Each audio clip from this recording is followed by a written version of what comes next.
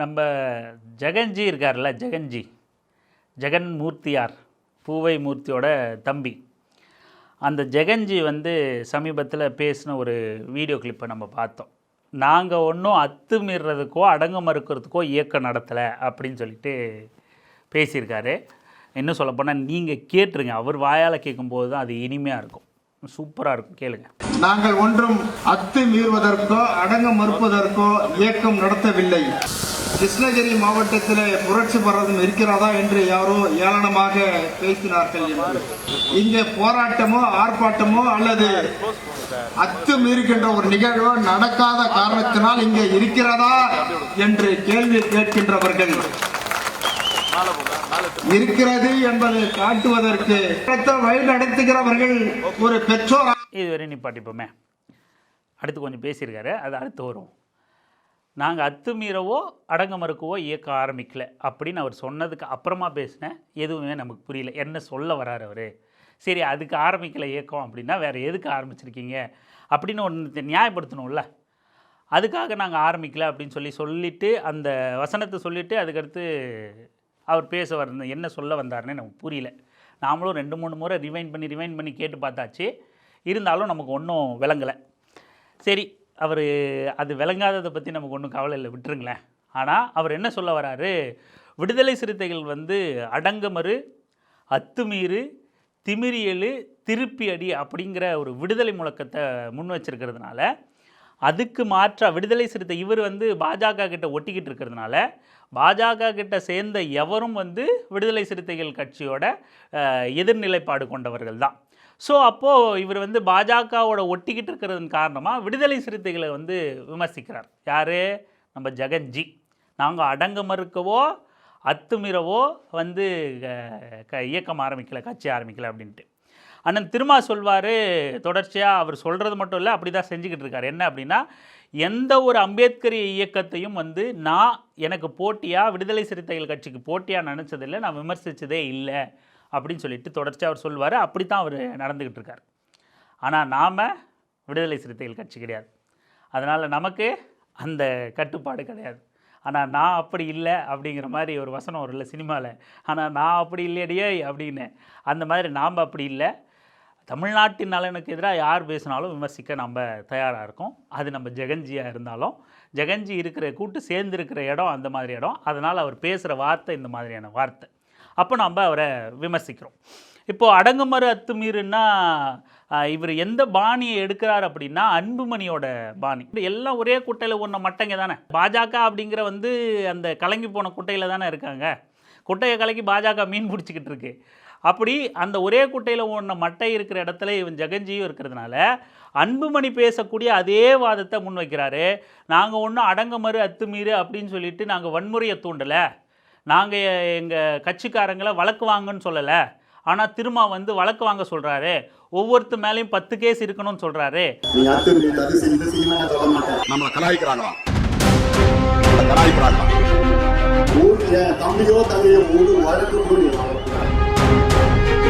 அந்த அடக்குமுறையை எதிர்த்து நீ போராடுவதற்கான போர்க்குணத்தை பெறு என்று பொருள்.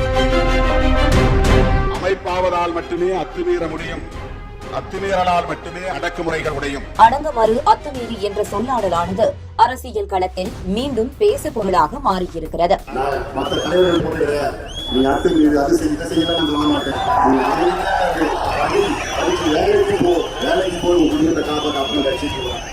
அந்த அரசியல் புரிதல் இருந்தால் அப்படி அன்புமணி பேச மாட்டாப்புல. அன்புமணிக்கு அரசியல்னா என்னன்னு தெரியாது, அது வேறு விஷயம், நம்ம தொடர்ந்து சொல்லிக்கிட்டு இருக்கோம். அப்படி அன்புமணியோட அதே வார்த்தைகளை உள்வாங்கிக்கிட்டு நம்ம ஜெகன்ஜி புரட்சி பாரதம், தயவு செஞ்சு அந்த புரட்சியை எடுத்துருங்க. பாரதமுங்கிறது உங்களுக்கு சூட் ஆகுது, அதில் எந்த மாற்றமும் இல்லை. நீங்கள் பாரத கட்சி தான், நீங்கள் ஜெகன்ஜி தான், நீங்கள் பாஜக கூட கூட்டு வச்சிருக்கிற அத்தனை அம்சங்களும் பச்சக்குன்னு பொருந்தக்கூடிய நபர் தான், அதில் எந்த ஒரு சந்தேகமும் இல்லை. தயவு செஞ்சு அந்த புரட்சி இருக்குல்ல, அந்த எழுத்தை மட்டும் அப்படி கட் பண்ணி, அந்த வார்த்தையை மட்டும் கட் பண்ணி அப்படி தூக்கி தூரம் வச்சுருங்க. பாரத கட்சி அப்படின்னு வச்சுங்க, இல்லைன்னா மோடி பாரத கட்சி, இல்லை பாஜக பாரத கட்சி அப்படின்னு சொல்லிட்டு ஏதாவது வச்சுக்கோங்க.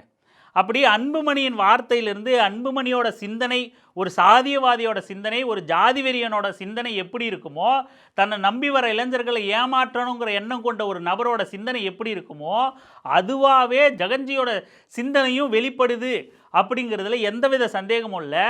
எப்படி ஜாதி வெறியரான, ஜாதி ஒரு அழகான சொல்லுங்கிற ஒரு ஜாதி வெறியனான அன்புமணி வந்து வழக்கு வாங்க என் பின்னாடி நான் வந்து இளைஞர்களை திரட்டலை, அடங்கமறு அத்துமீறுன்னு நான் வந்து இளைஞர்களை என் பின்னாடி திரட்டலை, நான் வந்து படின்னு சொல்கிறனோ, அதே போல தான், அதே வார்த்தையை தான் நம்ம ஜெகன்ஜியும், நாங்கள் அடுத்த தலைமுறை, எங்கள் முன்ன தலைமுறை என்ன கொடுத்துட்டு போச்சோ அதையும் அவர் பேசிட்டு கேட்டுறீங்களா? அப்புறமா நம்ம பதில் சொல்லிக்கலாமா? புரட்சி பாரத்தில் இருக்கின்ற அத்தனை தொண்டர்களையும் தங்களுடைய பிள்ளைகளாக கருதுகின்ற காரணத்தினால் எந்த விதமான அத்துமீறலுக்கும் நாங்கள் ஆட்பட்டது கிடையாது. இவர்கள் படிக்க வேண்டும், படித்து முடித்தவுடன் இந்த சமூகத்திற்கு பணியாற்ற வேண்டும். நீ என்ன கற்றிருக்கிறாயோ அதை உனக்கு பின்னால் வருகிறவர்களுக்கு நீ வழிகாட்ட வேண்டும். உன்னுடைய முன்னோர்கள் எப்படி உனக்கு வழிகாட்டி இருக்கிறார்களோ அதுபோல் உனக்கு பின்னாடி வருகின்ற தலைமுறைக்கு நீ வழிகாட்ட வேண்டும் என்றுதான் நாங்கள் இயக்கத்தை நடத்தி கொண்டிருக்கட்டும். இப்படி நாங்கள் படிக்க சொல்லிக்கிட்டு இருக்கோம், நாங்கள் அத்துமீற சொல்லலை. அன்புமணி சொல்கிறதும் இதே வார்த்தை தான். பலமுறை நம்ம அன்புமணி பேசினதை மேற்கோள் காட்டி, அன்புமணி பேசினதை வீடியோ போட்டு காமிச்சு பேசியிருக்கோம்.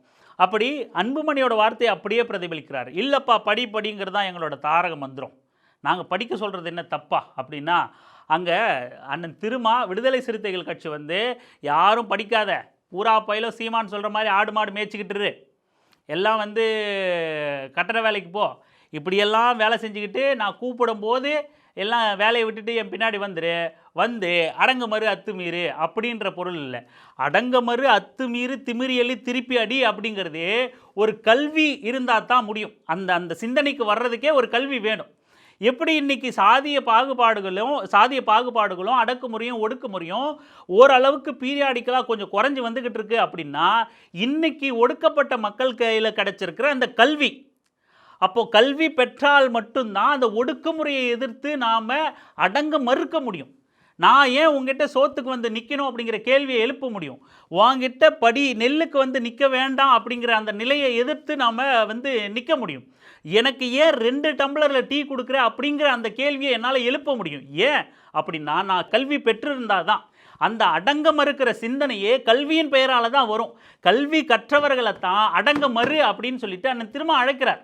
அடங்கமறு அத்துமீறு திமிரியலு திருப்பி அடி அப்படிங்கிற அந்த முழக்கம் வந்து ஒரு கல்வியின் பால் வந்த ஒரு முழக்கம் தான், ஒரு கற்றறிந்த ஒரு முழக்கம் தான். அது வெறும் வன்முறைக்கான முழக்கம் கிடையாது. இங்கே நடக்கிற புரட்சிகள் எல்லாமே வந்து படிக்காதவர்களால் நிகழ்த்தப்படுதா? ஆயுதம் ஏந்துகிற புரட்சிகள் எல்லாம் வந்து படிக்காதவர்களால் நிகழ்த்தப்படுதா? படித்தவன் எல்லாம் ஆயுதம் ஏந்துறது இல்லையா? நம்மளோட போராளிகள் மேதகு எடுத்த ஆயுதம் எல்லாம் எதற்காக? படிப்பறிவு இல்லாததுனால எடுத்ததா? எதன் பொருட்டு? ஒரு திமிரி எழுகிறது அப்படிங்கிறது, அடங்க மறுக்கிறது அப்படிங்கிறது ஒடுக்குமுறைக்கு எதிரான சொல்லுது. வெறுமனே நாம் ஒடுக்குமுறைக்கு மாற்றா கல்வி மட்டும் படி அப்படின்னு சொல்லிட்டா அந்த ஒடுக்குமுறை தீர்ந்துருமா? கல்வி கற்ற நீ அடங்க மறுக்கணும், அத்து மீறணும். எப்படி?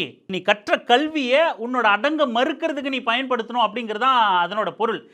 இல்லைன்னா படிச்சுட்டவன் எல்லாம், அதனால் சாதியின் பெயரால் படித்தவனை இங்கே அந்த ஒடுக்குமுறை நிகழாமல் இருக்கா? சாதி பாகுபாடு இல்லாமல் இருக்கா? பதவி பெற்றவனுக்கோ பணம் பெற்றவனுக்கோ சாதி பாகுபாடு இல்லாமல் இருக்கா? என்ன புரிதல் இது? ஒரு அற்பமான புரிதல். அதுவும் ஒரு ஒடுக்கப்பட்ட பின்னணியிலிருந்து வந்த ஒரு தலைவராக தன்னை அடையாளப்படுத்திக்கிற ஜெகன்ஜி அவர்கள் வந்து இப்படியான ஒரு அற்பமான அன்புமணியோட வாதத்தை முன்வைக்கிறது அப்படிங்கிறது கேலி கூத்தாக இருக்குது, கிண்டலுக்குரியதாக இருக்குது, நகைப்புக்குரியதாக இருக்குது. எங்களோட முன்னோர்கள் தந்ததை நாங்கள் அடுத்த தலைமுறைக்கு தந்துட்டு போகிறோம் அப்படின்னு சொல்கிறாரு. எங்கள் முன்னோர்கள் என்ன தந்தாங்க? இப்போது உதாரணத்துக்கு நீங்கள் அம்பேத்கரை மறுக்க மாட்டீங்கன்னு நினைக்கிறேன். இப்போ நாம் தமிழர் கட்சியில் இருக்கிற சில ஜாம்பிகள் வந்து, தற்கூரிகள் வந்து எங்களுக்கு அம்பேத்கர் தலைவர் இல்லைன்னு சொல்கிற மாதிரி ஜெகன்ஜி வந்து மாறலை அப்படின்னு நான் நம்புகிறேன். அப்படி தானே? பாஜகவிலேயே சேர்ந்து போய் அங்கே ஒட்டிக்கிட்டு இருந்தாலும் ஜெகன்ஜி வந்து அம்பேத்கரை மறுக்க மாட்டார் அப்படின்னு நான் நம்புகிறேன். அப்போது அம்பேத்கரை நீங்கள் உங்கள் முன்னோராக நினச்சிங்கன்னா அவர்களோட அந்த முயற்சியை, உழைப்பை அடுத்த தலைமுறைக்கு நீங்கள் எடுத்துகிட்டு போய் கொடுக்கணும்னு நினச்சிங்கன்னா, அம்பேத்கர் என்ன சொல்லியிருக்காரு? இப்போ அண்ணன் திருமா சொன்னதே அடங்கமறு அத்துமீறு வன்முறை அப்படின்னா, அதுக்கு மாற்றாக நீங்கள் படிக்க சொல்கிறீங்க அப்படின்னா, அண்ணல் அம்பேத்கர் என்ன சொல்லியிருக்காரு? பலியிடப்படுவது ஆடுகள் தான், சிங்கங்கள் அல்ல அப்படின்னு சொல்கிறாரு. இதுக்கு என்ன பொருள் தருவீங்க? ஐயோ வன்முறையாக சொல்லியிருக்காரு அம்பேத்கர், எங்களுக்கு அம்பேத்கர் வேண்டாங்க, பலியிடப்படுவது ஆடுகள் பலின்னு சொல்கிறாரு. ஐயோ எவ்வளோ பெரிய கொடுமையான வார்த்தை. பலியிடுவாங்க ஆடுகளாக இருந்தா அப்படின்னு சொல்கிறாங்க. ஆடுக்கு கூட நம்ம 5ஆம் வகுப்பு கிளாஸ் எடுத்துட்டோம்னா ஆடை பலியிட மாட்டாங்க அப்படின்னு நீங்கள் சொல்ல போகிறீங்களா? அம்பேத்கர் வன்முறையாளர்னு ஒதுக்க போகிறீங்களா? சிங்கங்களாக இருக்க சொல்கிறாரு அம்பேத்கர் அப்படின்னா அது வன்முறை பாதையா? இப்படியான அதாவது உள்ளுக்குள்ளே இருந்துக்கிட்டே இளைஞர்களை திசை திருப்புற, முட்டாள்கள் ஆக்கிற, சாதிக்குள்ளேயே அடைச்சி வைக்கிற வேலையை ஜெகன்ஜி மாதிரியான ஆட்கள் வந்து செஞ்சுக்கிட்டு இருக்காங்க. சரி, இவர் ஒருவேளை அம்பேத்கர் சொல்கிறத புரிஞ்சுக்கிற அளவுக்கு இவருக்கு இல்லை அப்படின்னாலும் அவரோட அண்ணன் அவர் வழிகாட்டியே எடுத்துக்கிட்டு இருக்காருல்ல.